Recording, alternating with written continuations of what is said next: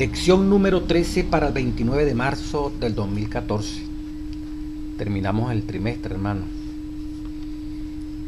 El costo, la cita bíblica en esta última lección del trimestre, 2 de Corintios 1:7, palabra de Dios.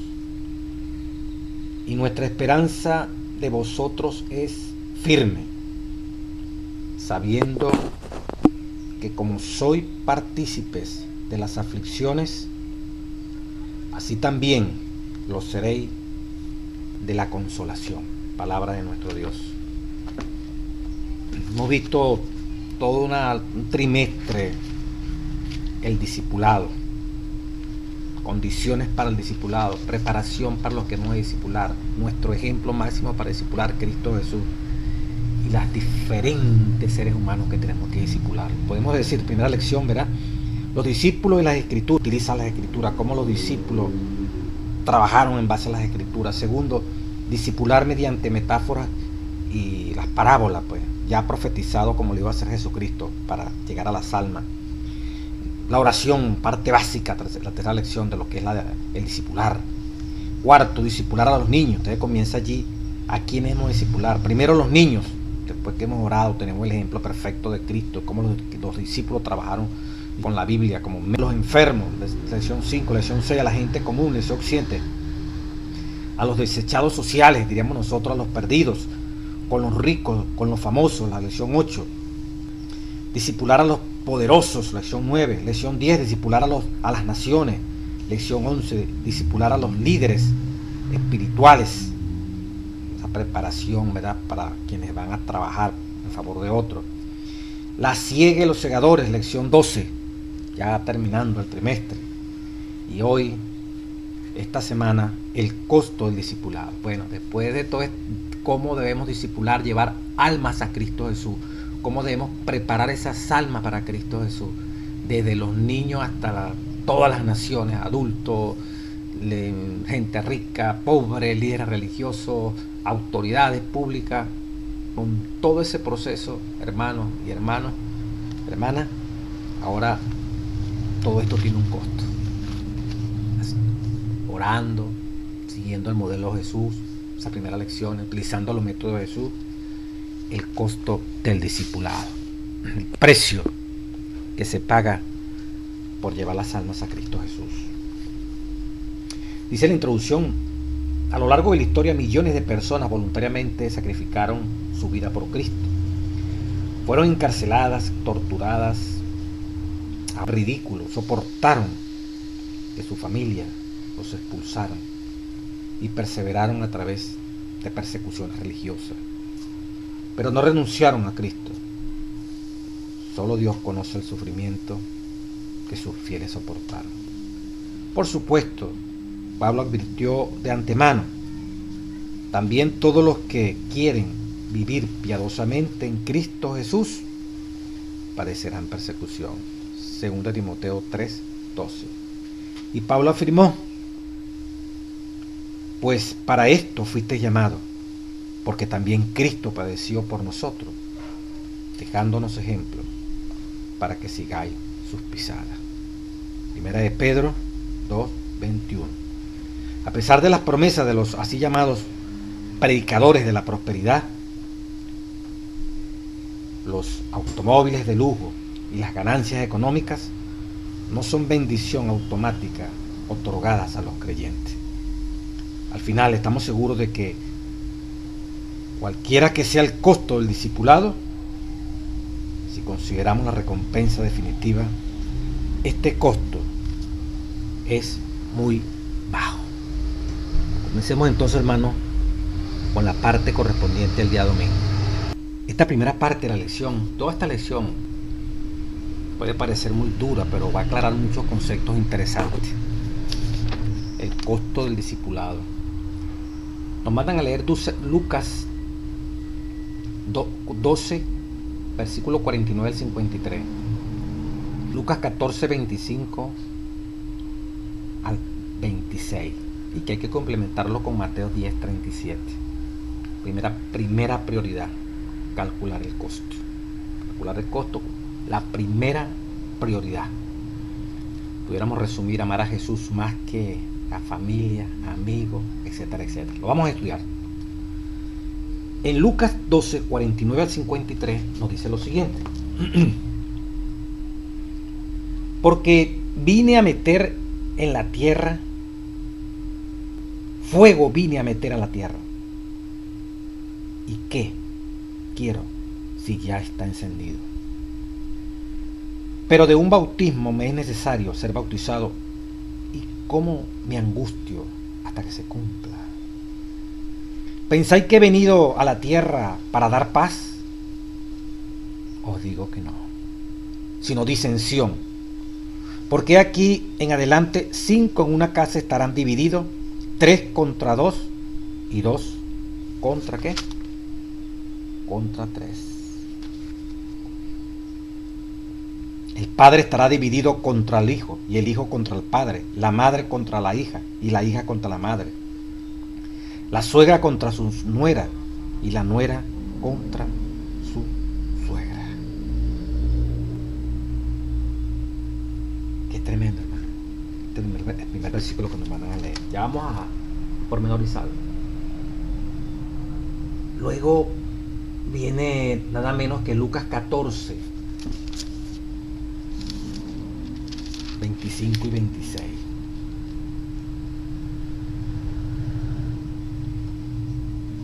Y grandes multitudes iban con él. Y volviéndose les dijo: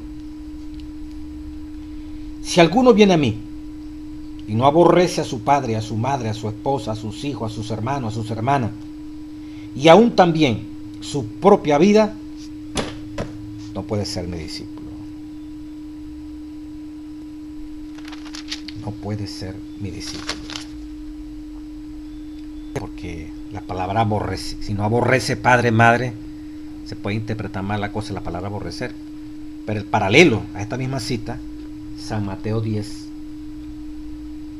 versículo 37, mire cómo dice, el paralelo.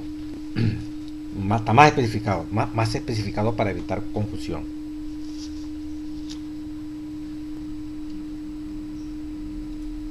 San Mateo 10, 37. El que ama padre o madre más que a mí,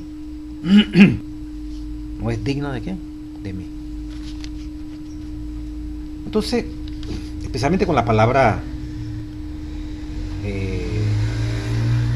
si alguno viniere a mí, como dice Lucas 14, 25, 26, y no aborrece a su padre, a su madre, a su mujer, a sus hijos, la palabra aborrecer, amar menos. Y hay una cita bíblica que el folleto lo coloca allí para que entendamos esto bíblicamente. Deuteronomio 21:15. Contiene una ordenanza, dice el folleto, mosaica, con respecto a los hombres con varias esposas. La versión Reina Valera de 1960 la traduce así: la una amada y la otra aborrecida.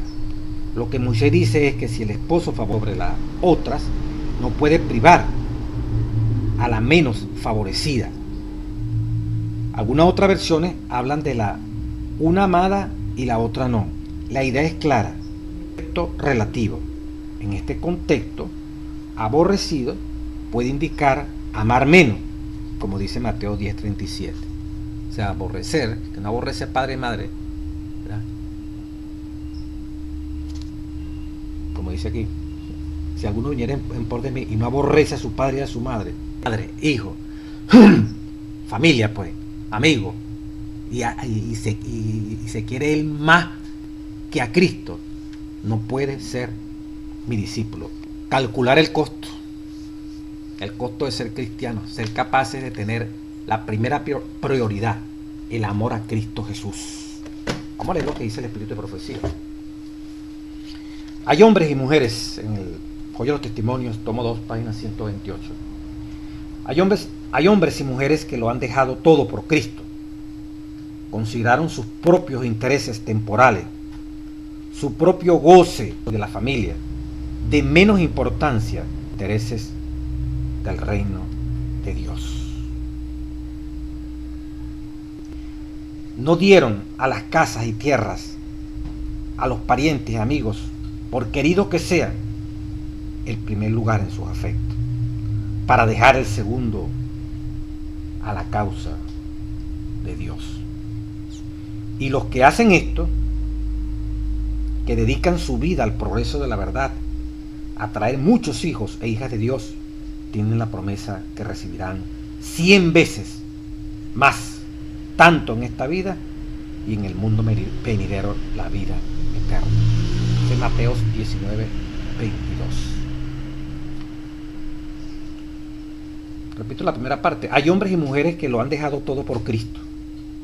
Consideraron sus propios intereses temporales, su propio goce de la sociedad y la familia, de menor importancia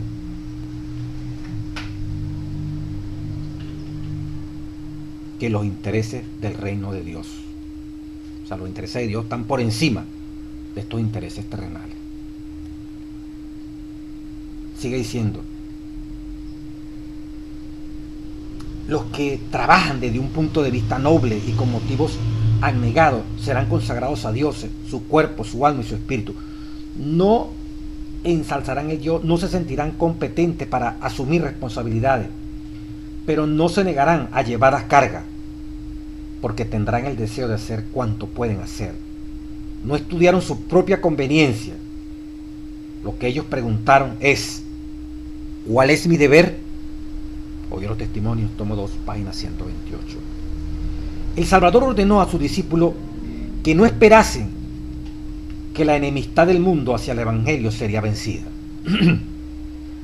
ni que después de un tiempo la oposición cesaría.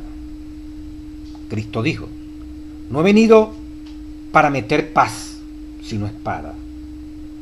La creación de esta lucha no es efecto del Evangelio, sino resultado de la oposición que se le hace al Evangelio. De todas las persecuciones, la más difícil de soportar es la divergencia entre los miembros de la familia. De todas las persecuciones, la más difícil de soportar, dice el Espíritu Santo a través del Espíritu de Profecía, es la divergencia entre los miembros de la familia, el alejamiento afectivo de los seres terrenales más queridos. Pero Jesús declara: el que ama padre, madre más que a mí, no es digno de mí. Y el que ama hijo, hija más que a mí, no es digno de mí. Y el que no toma su cruz y sigue en pos de mí, no es digno de mí. Deseo de toda la gente, página 324. Esta división es por causa del Evangelio. Mire cómo dice aquí: conflicto de los siglos, prácticamente en su primer capítulo, la fe de los mártires, una compaginación de las antiguas. La página 50 dice: desde el tiempo de Cristo hasta hoy, sus verdaderos discípulos han despertado el odio y la oposición de los que siguen con deleite los senderos del mal. Repito, desde el tiempo de Cristo hasta hoy, marzo 2014, sus verdaderos discípulos han despertado el odio y la oposición de los que siguen con deleite los senderos del mal. Si es al revés, que nosotros despertamos más bien es alegría y gozo con aquellos que van por los senderos del mal, bueno, andamos mal, hermano. ¿Cómo pues puede llamarse el Evangelio un mensaje de paz? Dice el conflicto de los siglos, página 50, el capítulo La fe de los mártires. Cuando Isaías predijo el nacimiento del Mesías, le confirió el título Príncipe de Paz.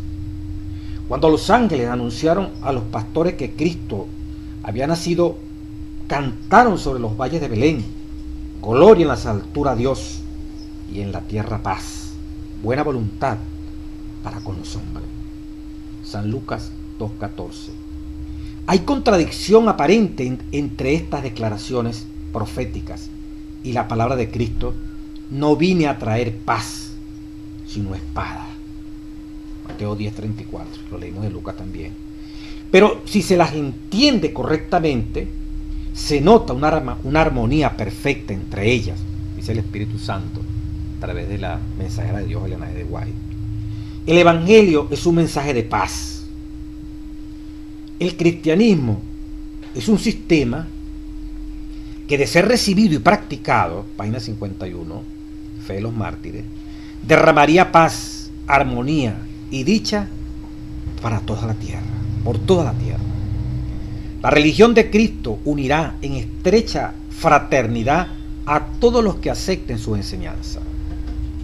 La misión de Jesús consistió en reconciliar a los hombres con Dios y así unos con otros. Pero el mundo, en su mayoría, se halla bajo el dominio de Satanás, el enemigo más encarnizado de Cristo. El Evangelio presenta a los hombres principios de vida que contrastan por completo con sus hábitos y deseos.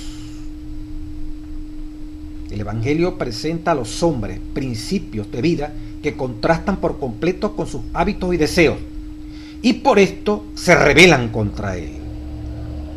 Aborrecen la pureza que pone de manifiesto y condena sus pecados, y persiguen y dan muerte a quienes los instan a reconocer sus sagrados y justos requerimientos. Por esto, es decir, por los odios y disensiones que despiertan las verdades que trae consigo, el Evangelio se llama una espada. ¿Por qué se llama una espada? Por los odios y disensiones que despiertan las verdades que trae consigo, el Evangelio se llama una espada. Es una espada. Cuando vemos que cuando se predica, vamos a leerlo directamente, el Evangelio presenta a los hombres principios de vida que contrastan por completo con sus hábitos y deseos. Ya esto aquí viene un conflicto, porque los principios del Evangelio chocan contra la naturaleza humana caída del ser humano, choca contra sus hábitos y deseos. Por eso los hombres se rebelan contra él, como una espada que los toca, y a la vez ellos le devuelven también con odio. Aborrecen la pureza que pone de manifiesto y condena sus pecados. Todo lo que condene sus pecados, eso lo aborrece, se ponen bravos. Y por eso viene la división. ¿Entiendes? Padre, el Evangelio establece allí como una división. Usted practicando la verdad pura y santa, hasta se echa como enemigo. Si usted está buscando y yo estoy buscando a nuestra propia madre, padre, esposa, hijo, hija, amigo, si es posible. No porque usted quiere crear conflicto, es que no puede conciliar su bondad, su amor, su justicia, su pureza, contrasta, o sea, es un choque, va en contra del egoísmo, del orgulloso, del prepotente, del soberbio, del que todo lo sabe. Y su honestidad entonces es repugnable, o sea, no se aguanta. Y por eso provoca es matarlo, provoca es sacarlo del medio. Porque es tan puro usted, es tan grande la pureza que usted y yo podemos reflejar si somos fieles a Cristo, que Satanás, acuérdense, no es la mamá, el papá, el hijo, la hija que se rebelan contra esa verdad pura. Satanás los utiliza si no están convertidos.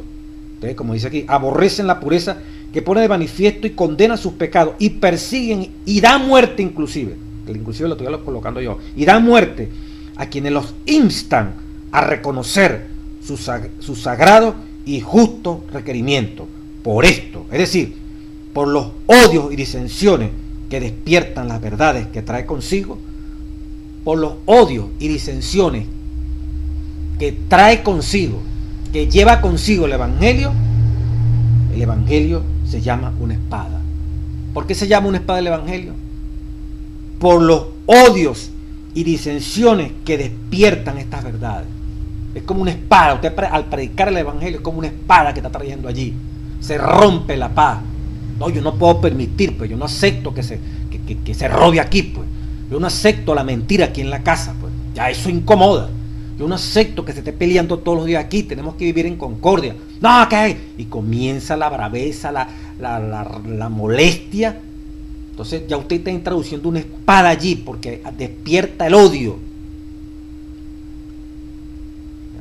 Despierta el deseo de pelear del otro. Porque su vida, sin usted decirlo, usted lo está molestando, su rectitud, su honestidad. Y si usted habla, aquí no se va a decir más vulgaridades. Aquí no se va a estar practicando, viendo programas en la televisión o en el internet que son incorrectos.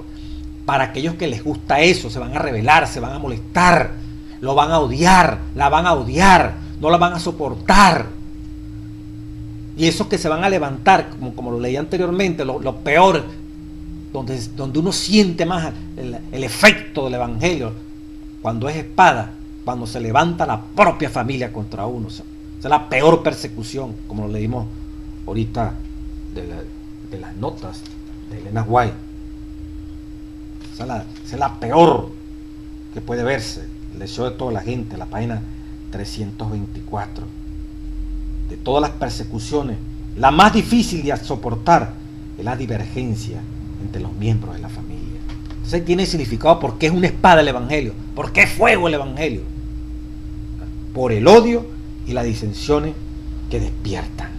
Pero eso no se queda ahí.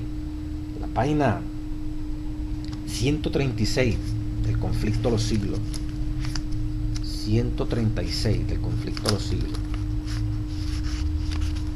en el capítulo, en la encrucijada de los caminos, en esta versión antigua del conflicto de los siglos, página 136, segundo párrafo dice: pero la luz y las tinieblas no pueden reconciliarse. Entre el error y la verdad no media un conflicto. Entre el error y la verdad media un conflicto inevitable. ¿Está viendo, hermano? En tu casa y en mi casa, en tu vecindario, en tu sitio de trabajo, en la iglesia. La luz y las tinieblas no pueden reconciliarse. Si hay luz, hermano, no hay tinieblas. Si hay oscuridad, no hay luz. Entre el error y la verdad media un conflicto inevitable. Entre el error y la verdad hay un conflicto inevitable. Porque usted no va a aceptar mentira, usted no va a aceptar hipocresía, usted no va a aceptar violación de los mandamientos de Dios. Usted de una u otra forma se opone y luchará para que los mandamientos estén vigentes en el hogar, en la iglesia y donde sea. Cuando aquellos que quieren violar los mandatos de Dios en la iglesia, en el hogar, fuera del hogar, usted y yo nos sentimos incómodos si somos fieles a Dios. Y denunciaremos y llamaremos la atención, buscaremos la forma que Dios nos ilumine para que vean que están en error. Pero por naturaleza, el que no tiene el espíritu no va a sentir que lo están ayudando al llamarlo a que obedezca los mandamientos de Dios, no a nosotros. Es lo que dice Dios. Nos van a odiar, se va a crear disensión. Por eso es espada. Yo vengo a meter espada, no paz, porque no hay conciliación entre Cristo y Satanás. Un hogar no pueden vivir Cristo y Satanás y son tremendos amigos. Yo soy un hombre recto y mi mejor amigo es un mentiroso, mi mejor amigo es un hipócrita, mi mejor amigo es un egoísta. No, esa conciliación la hacemos nosotros porque tenemos el diablo. Si tuviésemos a Dios no puede haber comunión, hay un conflicto, no es porque usted quiera pelear. Es que el vivir la palabra, el que se vea a Cristo en su vida y en mi vida, genera odio al que no lo tiene. Cristo predicaba la verdad, pero él era la verdad. Eso es lo que le da más rabia a los que lo persiguieron. Sigue diciendo, página 136, pero la luz y las tinieblas no pueden reconciliarse. Entre el error y la verdad media un conflicto inevitable. Sostener y defender uno de ellos, el error o la verdad, es atacar y vencer al otro. Por eso es la pelea. Sostener y defender uno de ellos, sostener y defender la verdad, sostener y defender el error, es atacar y vencer al otro. Nuestro Salvador ya lo había dado. No vine a traer paz, sino que espada. Y el mismo Lutero dijo pocos años después de principiada la Reforma: no me conducía a Dios, sino que me impelía y me obligaba. Ya no era dueño de mí mismo. Quería permanecer tranquilo y me veía lanzado en medio de tumulto y revoluciones. En aquella época de su vida estaba a punto de verse obligado a entrar en las contiendas. Ve, hermano, este conflicto tan terrible. Y en la página 560 de esta misma versión, buscalo allí, 61, en el capítulo El peor enemigo del hombre, Dice lo siguiente: el antagonismo que existe, conflicto de los siglos, en el espíritu de Cristo y el espíritu de Satanás, se hizo particularmente patente en la forma en que el mundo recibió a Jesús. No fue tanto porque apareció desprovisto de riqueza de este mundo, que lo despreciaron, de pompa y de grandeza, por lo que los judíos lo rechazaron. Vieron que poseía un poder más que capaz de compensar la falta de aquellas ventajas exteriores. Pero la pureza y la santidad de Cristo atrajeron sobre él el odio de los impíos. Su vida de abnegación y de devoción sin pecado era una continua reprensión para aquel pueblo orgulloso y sensual. Esto fue lo que despertó enemistad contra el Hijo de Dios. ¿Qué fue lo que despertó enemistad contra el Hijo de Dios? Su vida de abnegación y de devoción y sin pecado era una continua reprensión para aquel pueblo orgulloso y sensual. Diríamos nosotros, tu vida de abnegación, de devoción, sin pecado, es una continua reprensión para aquel pueblo orgulloso y sensual, para aquella iglesia orgullosa y sensual, para aquel hogar orgulloso y sensual, para aquel lugar de trabajo o de estudio orgulloso y sensual. Eso fue lo que despertó enemistad, dice el conflicto de los siglos, contra el Hijo de Dios. Satanás y sus ángeles malvados se unieron con los hombres impíos. Todos los poderes de la apostasía conspiraron contra el defensor de la verdad. Entonces dice la página 560 del capítulo El peor enemigo del hombre.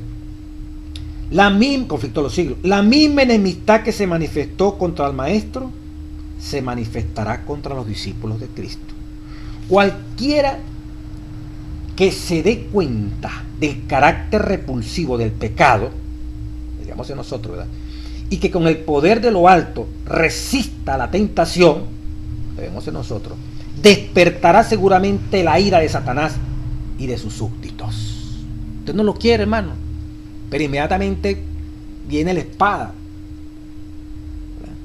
Se crea el odio de parte del otro. Se ve que usted con su evangelio, usted no trae paz, usted trae disensión.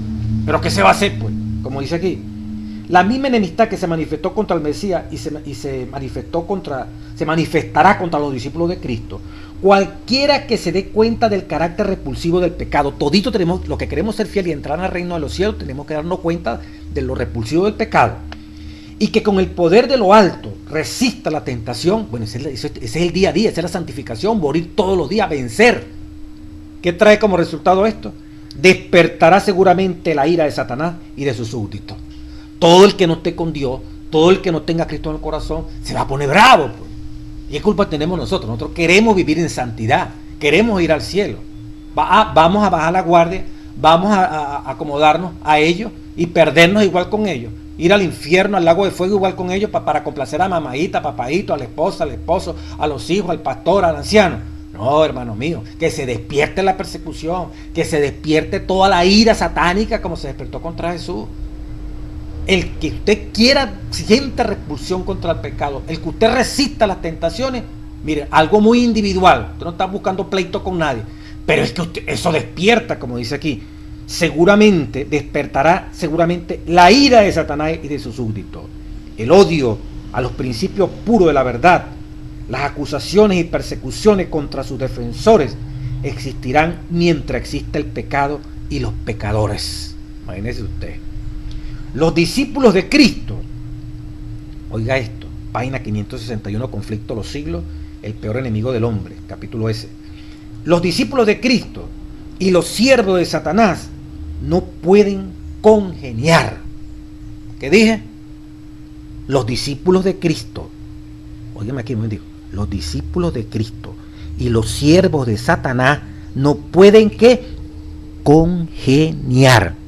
No pueden ¿qué? Congeniar. No pueden coincidir. No pueden estar en armonía.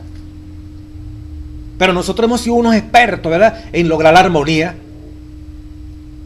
en gozarnos, en compartir, hay perfecta paz entre los que odian a Cristo, entre los que no tienen a Cristo y los que tienen a Cristo. No puede haber paz, hermano. Son dos naturalezas diferentes. Entonces, no es que usted quiera crear conflicto. Cristo no vino a traer conflicto, pero trajo espada terrible. Era una espada que llegaba hasta los tuétanos. El vivir, el llevar el individualmente odiar al pecado y resistir la tentación, ya usted crea un conflicto, pues. Despierta la ira de Satanás y el súbdito contra usted. No puede haber comunión entre la luz y las tinieblas, no pueden congeniar. El oprobio de la cruz no ha desaparecido, dice. Por eso 2 Timoteo 3:12. Todos los que quieren vivir piadosamente en Cristo Jesús, hermano, padecerán persecución. Hacemos énfasis en esta primera parte, ¿no? Media hora en esta primera parte. Pero hay que sacarle provecho a todas estas cosas. Calcular el costo. La prioridad es Jesús. Y por eso las divisiones. Que vengan. Pero tenemos que ir al reino de los cielos. No que la andemos buscando. Se supone que usted quiere todos los días, igual que este servidor, vencer, odiar al pecado. ¿Sí o no? Sí, ok. Se supone que usted y yo queremos resistir, vencer las tentaciones. ¿Pero qué va a traer eso como consecuencia? Se despierta la ira de Satanás y sus súbditos. Entonces usted para que no se despierte la ira de Satanás y los súbditos de Satanás que están en su familia, que están en mi familia, que están en su vecindario, que están en mi vecindario, que están en su círculo de estudio, en mi círculo de estudio, que están en la iglesia. Entonces usted, para no despertar, entonces usted no va a odiar al pecado, no va a resistir las tentaciones, para hacerse entonces uno igual a ellos. No, hermano, esto es ineludible, este combate es ineludible. Y el evangelio no trae paz cuando está el demonio en alguna persona con la cual usted y yo nos relacionamos. Lo demás es buscar amalgamar, buscar una paz aparente, buscar un ecumenismo. No, nos queremos todos, chévere, este mundo hipócrita de paz y seguridad que se está formando todos los días. Por ser fiel a esto, y que Jesús lo estaba diciendo, vengo a traer fuego, chico, espada. Una familia estará dividida. Es por causa del evangelio. No es porque el evangelio sea vamos a pelear. No. Es porque o se mueve Cristo o se mueve el demonio. Luego sigue Jesús: llevar nuestra cruz. El que no lleva su cruz y viene en pos de mí, no puede ser que mi discípulo. Calcular el costo. Dice, ser discípulo, a la parte del día lunes. Ser discípulo significa aceptar a Cristo como Salvador. Quiere decir que estás listo para soportar los mismos sufrimientos que Cristo sufrió. No obstante, si los creyentes desean proclamar el mensaje de Dios completo, no pueden pasar por alto el llevar la cruz. Por desgracia, algunos creyentes, dice el folleto Escuela Sabática, que el día lunes 24 de marzo, por desgracia, algunos creyentes creen equivocadamente que predicar cualquier mensaje por el que los seres humanos son llamados a la acción es legalismo.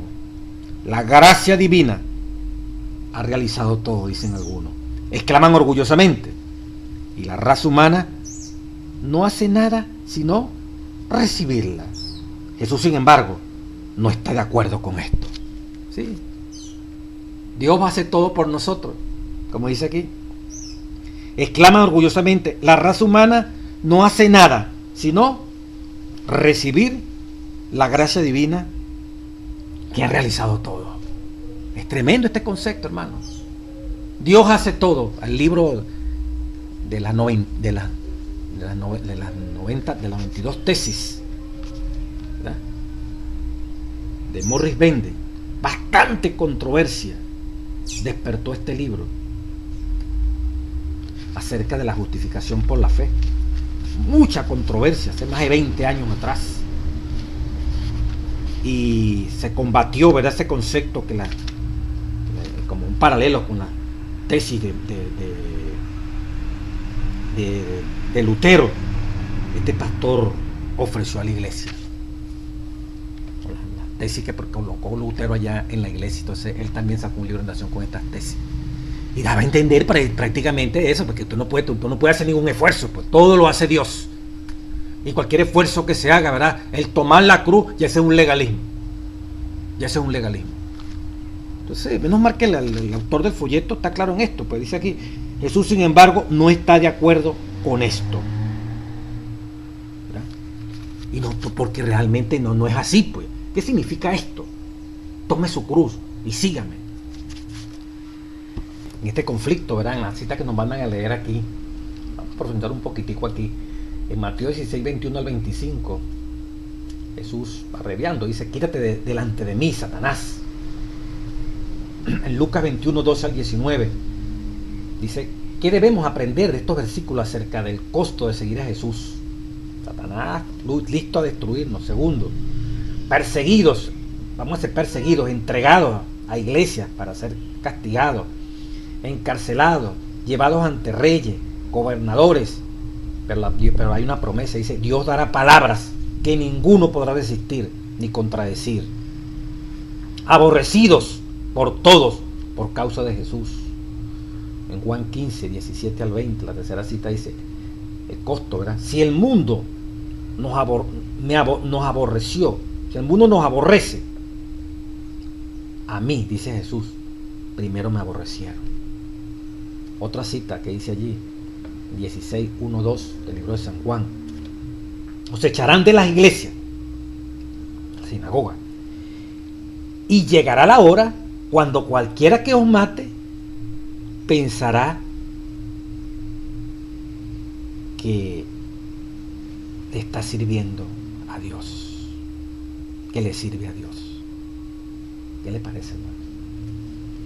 Antes del bautismo, dice el folleto, cada cristiano debe comprender que Cristo mismo le fue asignado una cruz, sin la cual no puede de ningún modo ser su discípulo. Antes del bautismo, cada candidato debe comprender que Cristo mismo le ha asignado una cruz, sin la cual no puede de ningún modo ser su discípulo. Apaga esto el gozo de la conversión. Prometerles algo en forma no realista aumentará de algún modo su gozo. La conversión libera a los creyentes de las cargas del pecado, no de las responsabilidades del discipulado. Los libera de las cargas del pecado, pero no de las responsabilidades del discipulado. Al tomar el nombre de Cristo y revelar públicamente su elección por medio del bautismo, cada creyente debe saber que el discipulado tiene un costo.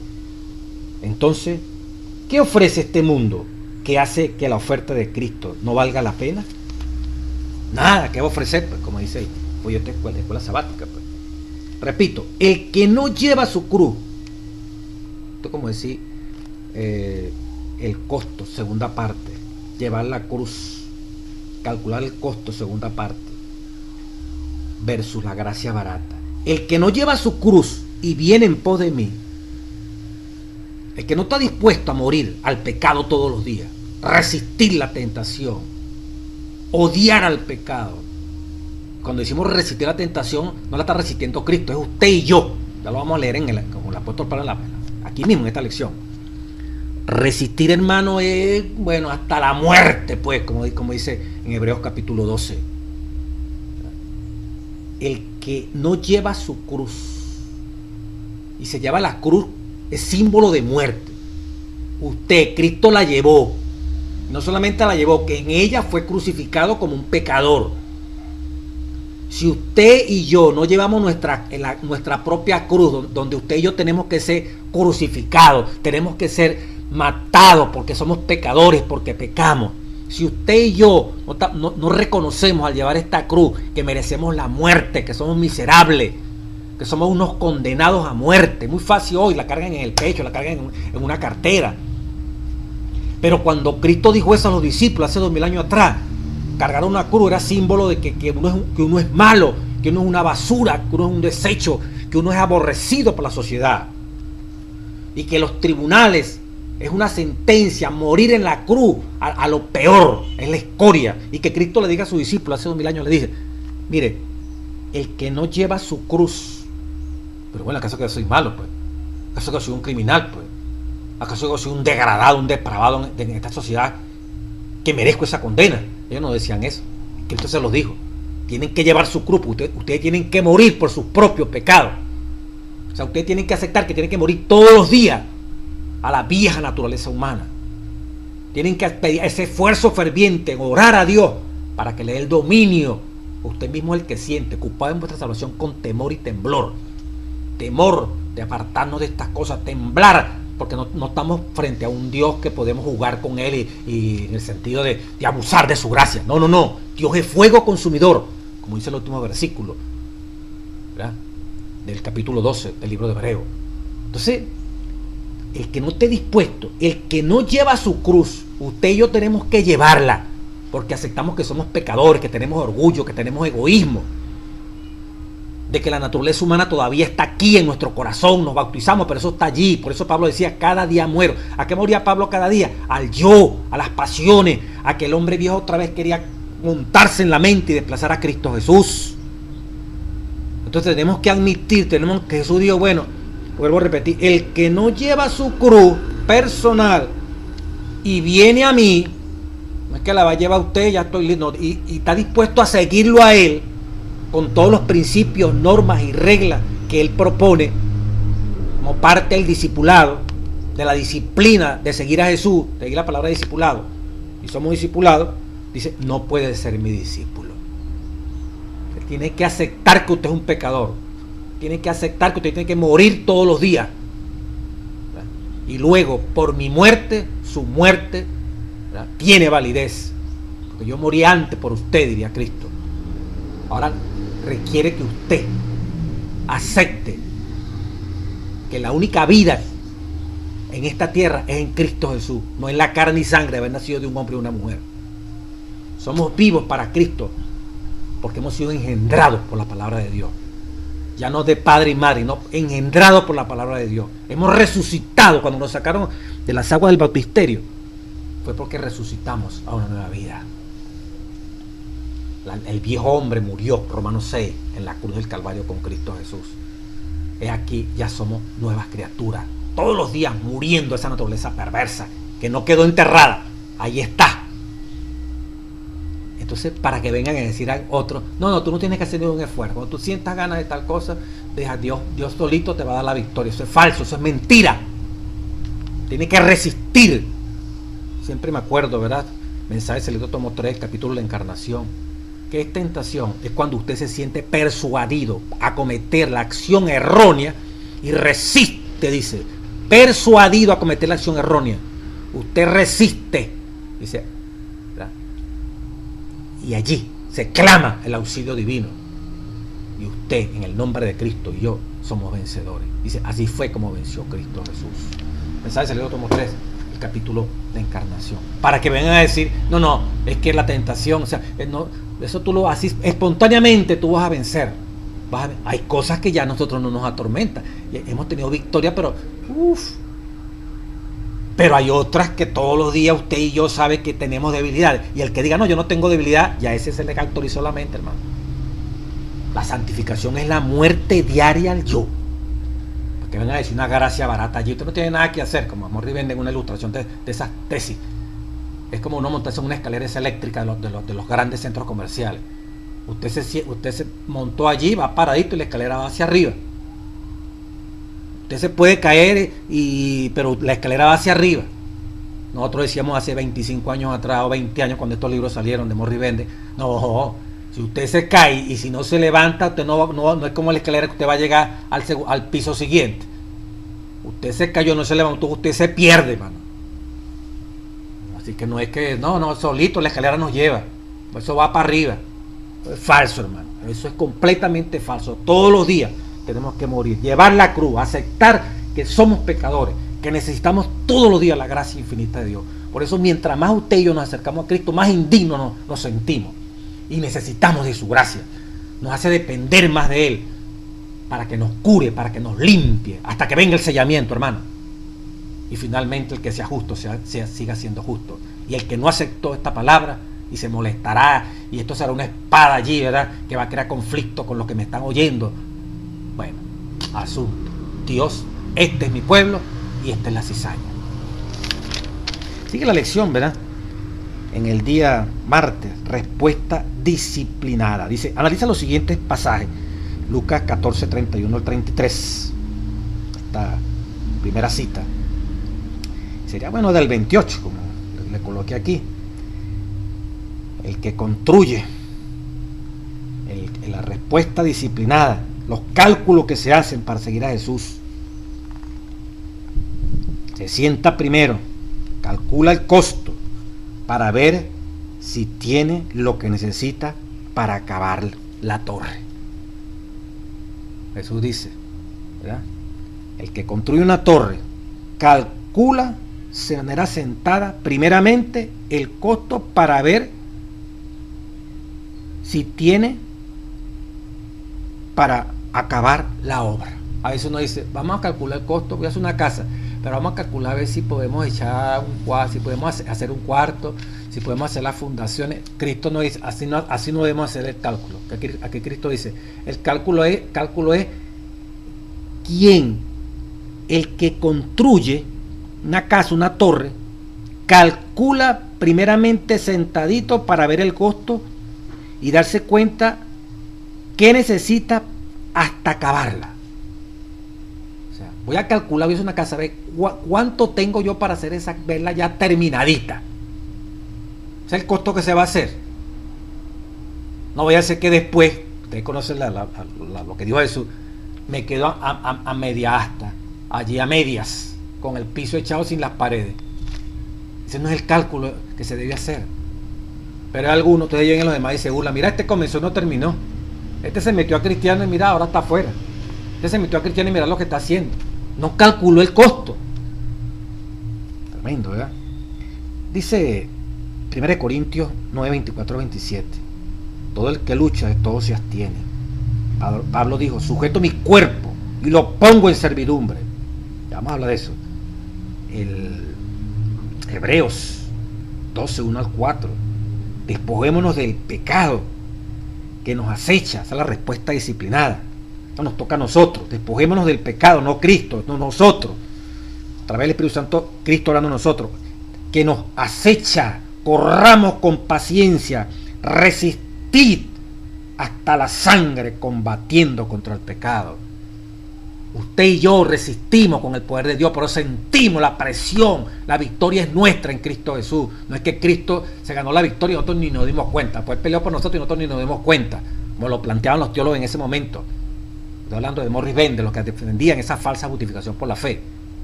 Te resistí hasta la muerte. No habéis combatido, hermanos, hasta la muerte. Debemos resistir hasta la muerte. Y la otra cita que aparece allí, ¿verdad? Segunda de Pedro 1, 5 al 11. Podemos abreviarle y decir, pero el que no tiene estas cosas se ha olvidado que fue purificado de sus antiguos pecados. Segunda de Pedro 1, 9. ¿Cuáles cosas? El que no tiene estas cosas se ha olvidado de que fue purificado de sus antiguos pecados. Diríamos nosotros, el que no tiene estas cosas, como dice Pedro 1.9, ¿cuáles cosas? Ya va, segunda de Pedro 1.9, es porque no ha sido purificado. ¿Cuáles cosas?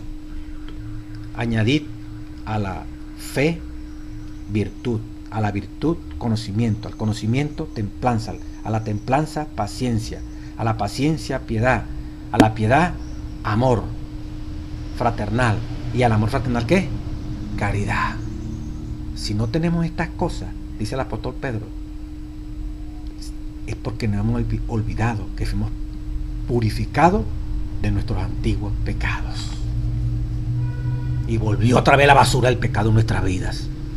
Qué terrible. Vamos a leer lo que dice Hechos los Apóstoles en cuanto a esta disciplina, esta respuesta de disciplina que se plantea aquí tan bonito y tan hermoso. Dice en la página Hechos los Apóstoles, página 250, el llamamiento a una norma más alta. Página 250. Leo. Al referirse a estas carreras como figura de lucha cristiana, Pablo comparaba las carreras ya en el mundo de los corintios. Pablo recalcó la preparación necesaria para el éxito de los contendientes en la carrera. La disciplina preliminar el régimen alimenticio abstemio, la necesidad de temperancia. Estoy leyendo el Espíritu Santo hecho a los apóstoles. Y todo aquel que lucha, dice el apóstol Pablo, de todo se abstiene. Los corredores renunciaban a toda complacencia que tendrían a debilitar las facultades físicas y mediante severa y continua disciplina desarrollaban la fuerza y resistencia de sus músculos para que cuando llegase el día del torneo pudieran exigir el mayor rendimiento de sus facultades. Cuánto más importante, pone aquí una admiración, es que el cristiano cuyos intereses eternos están en juego sujeten sus apetitos y pasiones a la razón y a la voluntad de Dios. Nos toca a nosotros sujetarla. No es Cristo y nos elimina a nosotros. No, Cristo nos da la fuerza para sujetarla, pero usted y yo sentimos que tenemos la presión de esos apetitos que quieren tomar, que quieren pervertirse. Y usted y yo, porque sentimos eso, sentimos también el poder de Cristo, ¿verdad?, para aplastar y tener eso bajo su sujeción. Nunca debe permitirse que su atención sea distraída por las diversiones, los lujos y las comodidades. Todos sus hábitos y pasiones deben estar bajo la más estricta disciplina. Toca a nosotros, esa gracia barata, todo lo va a hacer Cristo. La razón iluminada por las enseñanzas de la palabra de Dios y guiada por su Espíritu debe conservar las riendas del dominio. Después de haber hecho esto, página 251, Hechos de los Apóstoles, capítulo llamamiento a una norma más alta, el cristiano debe hacer el mayor esfuerzo, el cristiano, a fin de obtener la victoria. En los Juegos de Corintios, los últimos pocos tramos de la contienda, de la carrera, eran hechos con agonizantes esfuerzos por conservar la velocidad. Así el cristiano, al acercarse a la meta, avanzará con más celo y determinación que al principio de su carrera. No al revés, comenzamos muy fieles, entonces ya estamos, aquí estamos ya fríos, light. Éramos estrictos al principio, practicantes de reforma por salud, tremendos misioneros. Ahora cada vez somos menos misioneros, somos más intemperantes, todavía seguimos comiendo carne, todavía seguimos con las modas del mundo. Y al principio no éramos así. Es al revés. Está a punto de terminar la carrera, ya estamos tirando la toalla, pues como los boxeadores, tira la toalla para que se pare la pelea. No. Dice, en la epístola a los Hebreos se señala el propósito absorbente que debería caracterizar la carrera cristiana por la vida eterna. Dejando todo peso del pecado que nos rodea, corramos con paciencia la carrera que nos es propuesta, puesto los ojos en el autor y consumador de la fe, que es Jesucristo. Hechos 12, 1, 2. La envidia, la malicia, los malos pensamientos, las malas palabras, la codicia, estos son pesos que el cristiano debe deponer para correr con éxito la carrera de la inmortalidad. Todo hábito o práctica que conduce al pecado o a la deshonra a Cristo debe abandonarse, cualquiera que sea el sacrificio. La bendición del cielo no puede descender sobre ningún hombre que viola los eternos principios de la justicia. El apóstol Pablo en la página 252, en el llamamiento, una norma más alta, dice, y 53, 252, 53, parte final, el apóstol se comparó a sí mismo con un hombre que corre una carrera empeñando todo nervio en la obtención del premio. Oiga esto. Así que yo de esta manera corro, dice el apóstol Pablo aquí en la página 253, Hechos de los Apóstoles, no como a cosa incierta. De esta manera peleo, no como quien hiera al aire. Antes hiero mi cuerpo y lo pongo en servidumbre, no sea que habiendo predicado a otro, yo mismo venga a ser reprobado. Mire lo que dice el Espíritu Santo ahora aquí. Para no correr en forma incierta, para no ser un cristiano de forma incierta, o al azar la carrera cristiana, Pablo se sometía a severa preparación. Las palabras, pongo en servidumbre mi cuerpo, significan literalmente, dice el Espíritu Santo, página 253, Hechos de los Apóstoles, llamamiento a una norma más alta. Las palabras, pongo en servidumbre mi cuerpo, significan literalmente someter mediante severa disciplina. Tenemos que hacerlo, hermano. Someter bajo severa disciplina usted y yo, los deseos, los impulsos y pasiones que vamos a someter con severa disciplina. Los deseos, los impulsos y pasiones. Pablo temía que, habiendo predicado a otro, él mismo fuera reprobado. Comprendía que si no cumplía en su vida los principios que creía y predicaba, sus labores en favor de otro no le valdrían de nada. Su conversación, su influencia, su negación a entregarse a la complacencia propia debían mostrar que su religión no era mera profesión, sino una comunión diaria, viva con Dios. Pablo sabía que su lucha contra el mal no terminaría mientras durara la vida. Siempre comprendía la necesidad de vigilarse severamente. Debemos vigilarnos severamente para que los deseos terrenales no se sobrepusieran al celo espiritual.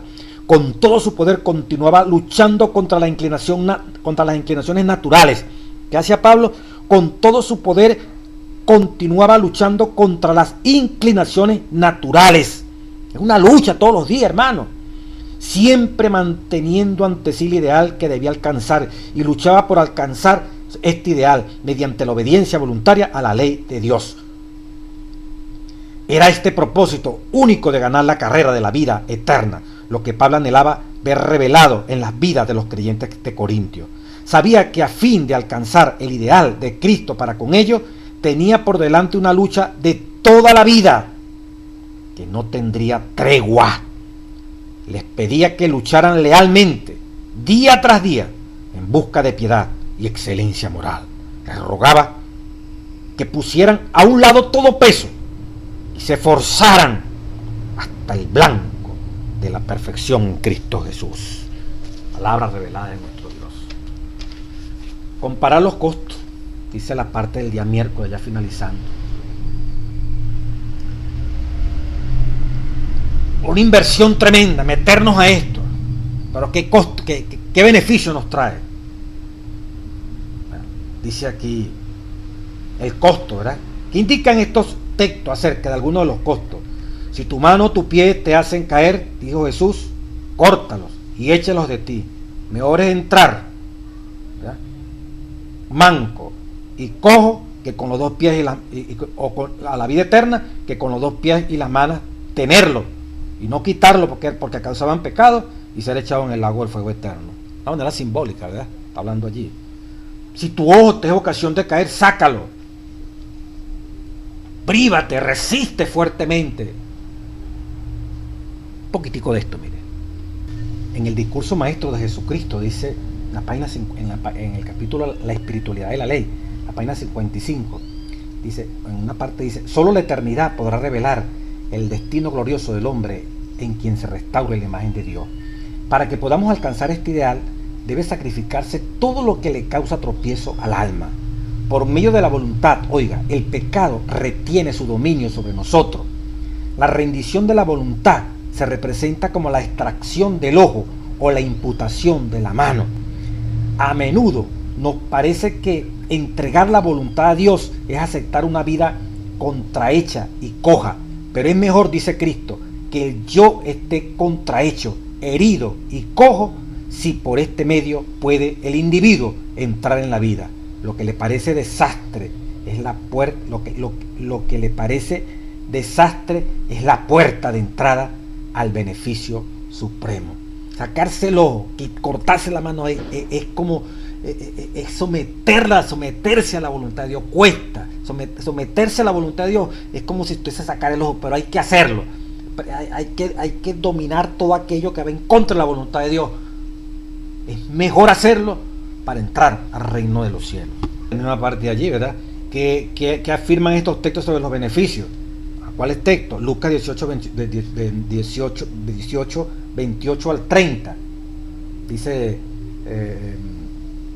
recibir 100 veces más en esta tierra. No hay persona que haya dejado familia, casa, hermanos, tíos, y le dijo eso a los discípulos, que no reciben en esta tierra 100 veces más, y de regalo adicional la vida eterna.